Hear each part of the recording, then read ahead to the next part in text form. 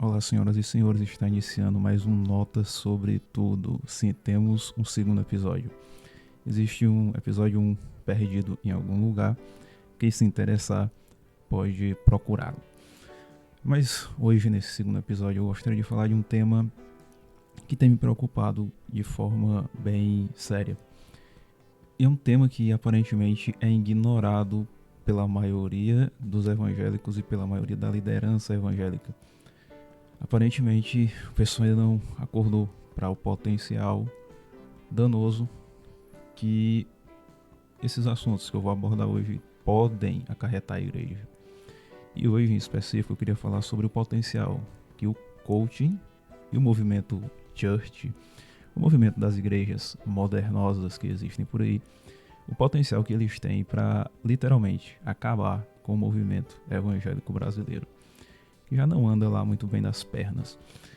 Se você é fã desse tipo de movimento, antes de criticar, ouça o que eu tenho a dizer, por favor, e depois tire suas conclusões de forma mais sensata. Mas eu vejo que hoje em dia isso é o tipo de consenso entre algumas pessoas, que esses movimentos, tanto o coach quanto o movimento do church, têm se manifestado, têm se tornado algo muito grande no meio evangélico, tem ganhado uma dimensão, né, que até pouco tempo atrás talvez a gente não imaginasse que eles ganhariam. Hoje, para onde você se vira, tem algum evento promovido por uma igreja, onde vai ter um coach pregando. O último que eu vi, né, se eu não me engano, vai estar acontecendo hoje, no dia em que eu estou gravando isso, 21 de outubro de 2023. É um evento promovido por uma entidade missionária. Eu sinceramente me perguntaria o que é que uma entidade missionária, quais são as similaridades entre uma pregação ou uma palestra coaching e um incentivo missionário, talvez alguns irmãos precisem. Mas, no geral, eu vejo que esse movimento tem ganhado uma proporção muito grande no meio evangélico por uma razão bem simples. A igreja ou o movimento evangélico brasileiro hoje, eu não gosto de usar o termo igreja evangélica brasileira porque é um movimento muito disperso e muito diverso, né? Então não tem como você englobar todo mundo dentro de uma igreja, entre aspas. Mas o movimento evangélico brasileiro hoje ele tem uma dificuldade muito séria, que é a dificuldade de dialogar, de conversar, de conseguir entender e conseguir ser entendido pela sociedade atual. E aparentemente muitas pessoas enxergaram no coaching e no movimento das churches ou dessas igrejas mais modernas uma salvação ou uma solução para esse problema. E aqui é onde eu vejo que começa a se iniciar o grande problema. Porque se nós formos olhar para a história da igreja, para toda a história da igreja evangélica, nós vamos notar uma situação bem similar a essa. Há exatos 100 anos atrás, ou mais do que isso, a igreja evangélica europeia, ou o evangelicalismo europeu, há mais ou menos 100 anos atrás, o evangelicalismo europeu provavelmente passava por uma situação bem similar à situação que a igreja ou que o movimento evangélico brasileiro enfrenta hoje em dia. E infelizmente, para muitos dos líderes do evangelicalismo europeu de 1900, eles enxergaram na teologia liberal a solução para o problema que eles enfrentavam. Nós tínhamos uma igreja que saía do século XIX, nos anos 1800, e estavam agora adentrando no século XX, os anos 1900, com todas as mudanças tecnológicas, com todos os avanços científicos, com todos os problemas políticos que aquela época apresentava. E muitos dos líderes do evangelicalismo europeu, quando viram se apresentar a teologia liberal diante deles, eles olharam para aquilo e enxergaram como uma solução mágica, provavelmente algo enviado dos céus, um milagre, né? Já que muitos dos liberais daquela época não criam em milagres. Mas eu acho que eles criam no milagre do aparecimento daquela teologia, que aparentemente conseguia harmonizar o evangelho com que aparentemente conseguia fazer com que a igreja conseguisse conversar, conseguisse dialogar com a sociedade do seu tempo. Infelizmente, todo o movimento que é adotado pela igreja, ou toda a ação que a igreja toma, ela tem desdobramentos, elas têm consequências. E não foi diferente com a teologia liberal.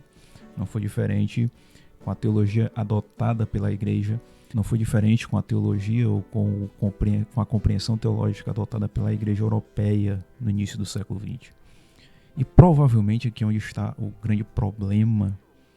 Homens como o Schweitzer, ou Bultmann, ou todos os outros teólogos liberais, quando eles propuseram as suas ideias, eu acho, e aqui é um eu acho muito grande, eles não tinham a intenção de promover algo que fosse futuramente levar a igreja evangélica ou o movimento evangélico europeu ao quase extermínio. Não. Provavelmente a ideia deles era que eles estavam salvando a igreja ou tornando a igreja uma igreja relevante, uma igreja atual, uma igreja que conseguia conversar com o seu tempo. Esse discurso deve lembrar alguma coisa. E assim eles fizeram. Eles não pararam para pensar nas consequências das ideias que eles estavam propondo. E foi aí um grande erro. Então quando um pastor, alemão, pastor alemão não, que vai parecer que eu estou falando do cachorro, mas quando um pastor inglês, em 1923, há exatos 100 anos atrás, quando ele abraçava o liberalismo, quando ele passava a pregar e a guiar toda a vida doutrinária da sua igreja com base na teologia liberal, ele não estava pretendendo guiar a igreja ou a congregação dele para um futuro onde essa congregação seria praticamente inexistente. Não. A ideia dele, o que motivava ele naquele momento, era que ele estava fazendo a coisa certa. Ele estava tentando de alguma forma levar ou transportar a sua igreja do século XIX para o século XX. Infelizmente eu vejo a mesma coisa acontecendo hoje com a igreja evangélica brasileira e com esses movimentos, tanto do coaching quanto dessas igrejas modernas que a gente vê por aí. As pessoas que embarcam nisso, elas estão tentando, ou elas estão enxergando nesses movimentos uma solução para um dilema que a igreja evangélica brasileira hoje enfrenta, que, curiosamente, é praticamente o mesmo que a igreja evangélica, que o movimento evangélico europeu enfrentou há 100 anos atrás. A igreja ou o movimento evangélico brasileiro hoje, ele não consegue conversar, ele não consegue entender, ele não consegue ser entendido pelo mundo, pela sociedade na qual ele está. E infelizmente, ao que parece, muita gente tem enxergado nesses movimentos do coaching e das igrejas modernas uma solução para isso. Mas eu repito o que eu falei antes, toda a movimentação, tudo que é feito dentro da igreja evangélica, dentro do movimento evangélico, isso terá desdobramentos, isso terá consequências. Não é diferente com o coaching, não é diferente com o movimento das igrejas modernas. A gente já vê isso, sinceramente a gente já vê isso. Eu infelizmente descobri há algumas semanas atrás que está surgindo uma geração de pregadores mirins coaching. Parece algo assustador e certo? Talvez a mais famosa seja lá a pastora do iPhone 11, do XR, que há alguns dias atrás também estava discutindo e brigando com o pastor em cima de um palanque. Então, isso tudo já é consequência, já são desdobramentos da adoção do coaching dentro do movimento evangélico. Quais serão os futuros desdobramentos que isso vai trazer? Eu não faço ideia. Quais serão os futuros desdobramentos, por exemplo, que a descaracterização da estética dos templos pode trazer? Eu não faço ideia. Provavelmente esse movimento específico, o movimento que é adotado pelas igrejas mais modernas de descaracterização estética dos templos, é algo que já surte efeito. provavelmente, que eu falo provavelmente porque eu não tenho fontes científicas para isso, eu estou lidando com probabilidades que eu imagino. Mas se você for perguntar a qualquer pessoa na faixa etária dos 50 anos de idade, em qualquer lugar, tanto alguém que mora em uma grande cidade quanto alguém que mora no interior, na zona rural, e pedir para essa pessoa que ela descreva qual é a figura que vem à mente dela quando ela pensa em um templo evangélico, provavelmente essa pessoa vai dar a mesma descrição. Tanto a pessoa que mora na cidade quanto a pessoa que mora no campo. Lógico, haverão algumas divergências, algumas particularidades, mas no geral a figura vai ser a mesma. E hoje em dia, se você for perguntar a um adolescente de 15 anos, principalmente nos grandes centros urbanos, qual é a imagem que vem à mente dele quando ele pensa em um templo ou em uma igreja evangélica, provavelmente ele vai ter dificuldade em fazer uma descrição específica para você. Porque para ele, a igreja que ele conhece, a igreja que ele ouve falar, ela, esteticamente falando, ela não é diferente de um cinema, de um teatro, de uma casa de show, de qualquer coisa desse tipo. E para mim, sinceramente, eu sempre me pergunto por que é necessário promover essa descaracterização estética de templo, por que é necessário remover essa definição. E aqui vale algo muito interessante para quem se interessar. Existe uma coisa na filosofia chamada semiótica, né, que diz que nós nos comunicamos também através da estética. Nós nos comunicamos também através da forma como a gente organiza os espaços.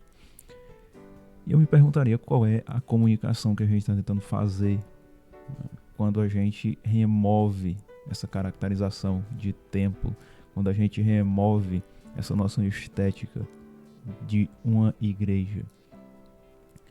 Provavelmente, assim como a teologia liberal foi para o evangelicalismo europeu, o prego no caixão, a pá de cal, o que terminou com algo que era tão belo, esses movimentos têm a chance ou têm o potencial de serem o mesmo para o movimento evangélico brasileiro.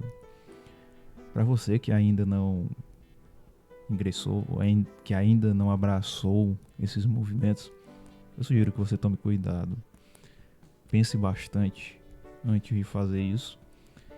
E para quem já abraçou ou para quem já ingressou no meio, né, do movimento coaching ou do movimento dessas igrejas mais modernas que estão vindo por aí, esteticamente falando, eu sugiro que você repense seriamente o que lhe levou a tomar essa atitude, o que lhe guiou até esse caminho.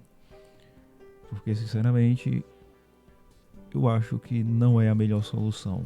Eu reconheço que o movimento evangélico tem um problema, eu reconheço que a gente não consegue conversar com as pessoas do nosso tempo, nós não conseguimos entender, nós não conseguimos ser entendidos.